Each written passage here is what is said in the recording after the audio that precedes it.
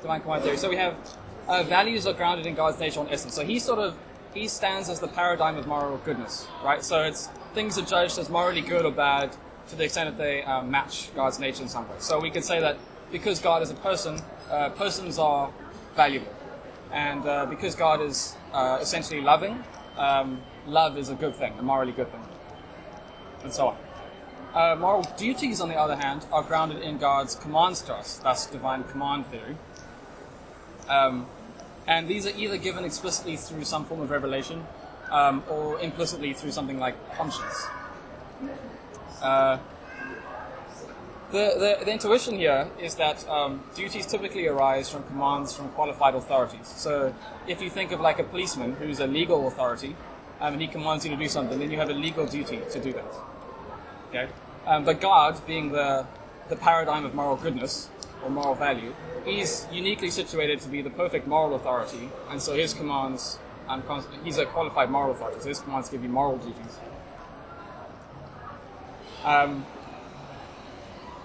Then we can talk about, we can also define this term moral virtue, if you want.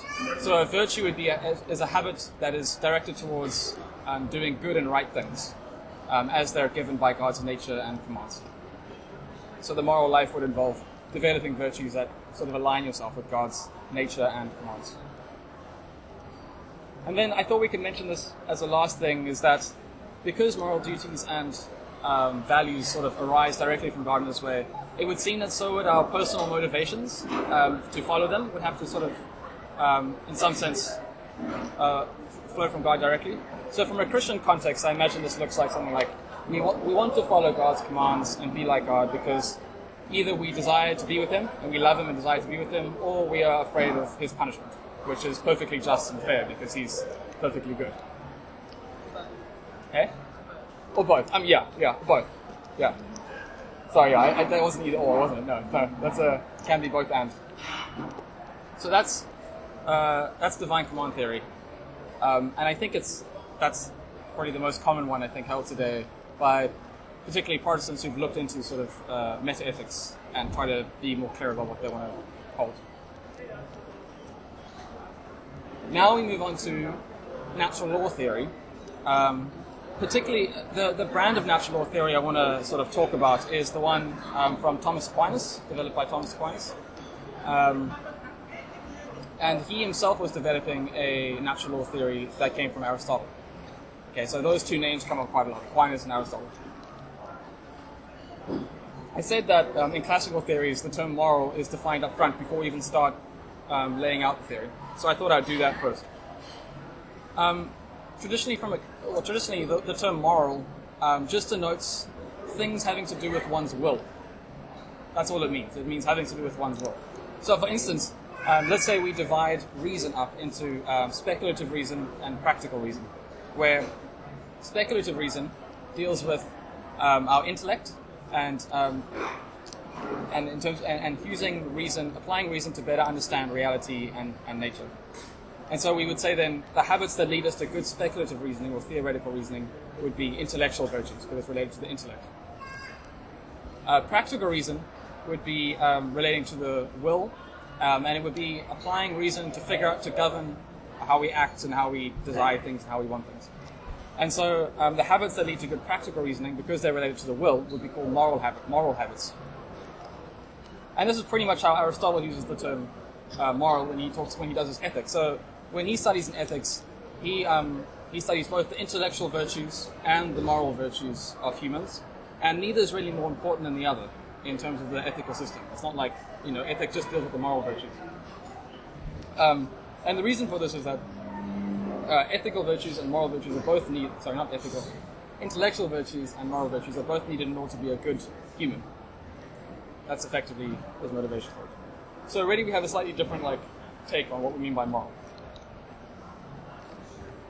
But I said that the main focus of classical theories like natural law is about this term good, so let's talk about that. So let's start talking about that. And moral will come up again in a bit. Okay, so what is goodness? Aquinas gave a definition. He said that in general the good has the nature of an end. That's how he defined it. The good has the nature of an end. I'd like to start there, but in some sense, I think we're not prepared for the definition as modern people, because we've often been taught to think about this term ends in terms of something like intentionally or conscious deliberation of like intelligent beings. So, when we say like the ends don't justify the means, or you're working for a specific end as someone who's intelligent. But for Aristotle and Aquinas, the word end is like much broader. And our consciousness is just a special case of a goal-directedness that exists throughout nature at multiple levels. Okay? And it's a bit weird for modern people, so I thought I'd just talk about that for a bit. So the thought goes something like this. Throughout reality, at various levels, all the way down to like atoms and subatomic particles, up to clouds and stars and things, we see things exhibiting certain kinds of natural regularities and tendencies to produce certain effects in like sort of constant and reliable ways. For instance, we see it in living things with how hearts will regularly pump blood. They typically tend to do that. And dogs will tend to grow up to have 4 legs with which they can walk. And seeds tend to grow into trees, plants of some form. We also see it in non-living things. So matches, when struck, tend to produce fire. The moon tends to orbit in a fairly constant and reliable way around the Earth. Rocks tend to fall to the ground when dropped, and salt tends to dissolve in water. Right? So in each case, we have something that consistently produces specific effects, unless it's in some way prevented. Perhaps due to like a defect inside of it, or because of something external. Like a match might not produce fire if there's strong wind around, but like typically it produces fire. But now we notice that these things tend to produce their specific effects and not some other effect or nothing at all. So, for instance, matches produce fire as opposed to ice, or just like just not doing anything generally, unless impeded. Seeds grow into trees and not into rocks. Okay, salt dissolves as opposed to combusting, and the moon goes in a regular pattern around the Earth. It doesn't like whiz around the sun and then come back every now and then, like it seems to do what it thinks. But that things consistently produce specific effects and not some other effect seems to only make sense if there's something in them that directs them or points them towards those specific effects as opposed to any other effect. Okay. So in a broad sense, we could say that hearts are directed towards, there's something in hearts that directs them towards pumping blood.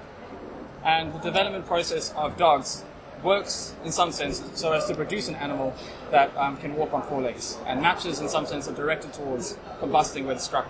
And same for salt and same for rocks and all those other things we talk about.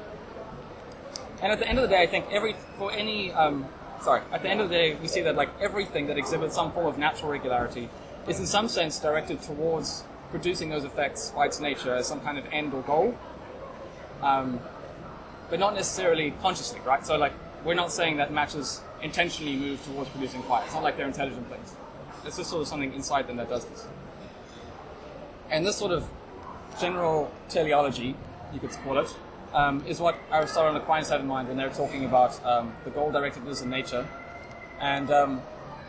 And our consciousness is just a special case of this. So we can consciously move towards certain ends, but things just typically move towards ends by their natures. We can work this out, like in metaphysics and philosophy of nature, like quite rigorously, but that would take way more time than we have now. So we're just not going to do it. Okay, so we have this general idea of ends now. Let's go back to what Aquinas is saying about the good having the nature of an end. So I think what he's getting at here, we can use intelligent ends as an example, to motivate the intuition. But I think what he's getting at here is that whenever something moves towards an end, it can be considered good to the extent that it fulfills that end, and it's bad to the extent that it fails to fulfill that end. Okay? So if I'm playing a sports match, for example, then my playing or my actions are good to the extent that they contribute to me winning the match. And it's bad for me to lose the match, right? And my losing the match could be due to my bad playing, or because my opponent's just better at playing than me. Or consider like producing certain things like chairs. So like a chair is good to the extent that it realizes the carpenter's ends of making something that can hold people up and not fall over at like the smallest amount of wind or something. And a piece of music or music performance by an orchestra is good to the extent that it realizes the orchestra's end to play that piece of music well. So if we combine these two things together, we have on the one hand that everything is in some sense directed by its nature towards certain ends, towards producing certain behaviors or effects. And on the other hand, we have that whenever we can talk about an end, we can also talk about goodness in some sense. And this, I think, gives us a very general notion of goodness that applies to almost anything that we can say has a nature of some kind. And because of that, we call it natural goodness, or it's being called natural goodness. And that's also why we call it natural law theory, because it's this goodness that natural law theory sort of starts with and develops the rest of its system on. One, I suppose, interesting thing about this is in some sense, natural goodness is both relative and objective. Okay, which sounds like strange, but hear me out. So it's relative in the sense that what's good for you is dependent upon the kind of thing that you are, on your nature, right? So, for instance, it's bad for cats to have 2 legs, but that's not really healthy for them, right? But it's good for humans to have 2 legs, because we're a different kind of thing. Or it's good for a match to produce fire when struck or when used, but it's good for a fire extinguisher to stop fire when used, okay? So, in some sense, it's relative then to the kind of thing that you are. But it's objective, because at least at the more fundamental levels, you can't really decide what you are. Like, I was born a human, I can't turn myself into a cat, right? And so even if I could be wrong about what's good for humans, but like, certain things are still good for objectively, independent of my opinion. And so it's this weird thing of being relative and objective, which is sometimes catches people. It caught me in the beginning. Now, this natural goodness, I said, is the sort of foundation of the rest of natural law theory, and we sort of get a lot of the stuff, and then I'm going to sketch some of that in a second. The main ways we do that, or can do that, is through empirical studies of our nature, and through philosophical sort of philosophizing on top of this, right? And so it's quite nice, I think, because we can use empirical methods in philosophy to come to understand better a lot of like moral conclusions. If you have specific questions, like how would you say this is wrong or right, you can ask me, and I can try my best to answer. I don't know if I would be able to answer it, but we can figure that out. What I would like to do, though, is sketch sort of how on natural law we might move from natural goodness to other things that we've become accustomed to in terms of talking about morality. So things like moral accountability, moral duties, or just duties, I guess, and authority. So those are things that came up when we were talking about divine command theory. And it's not immediately clear how we actually get to those, given this sort of very broad notion of goodness.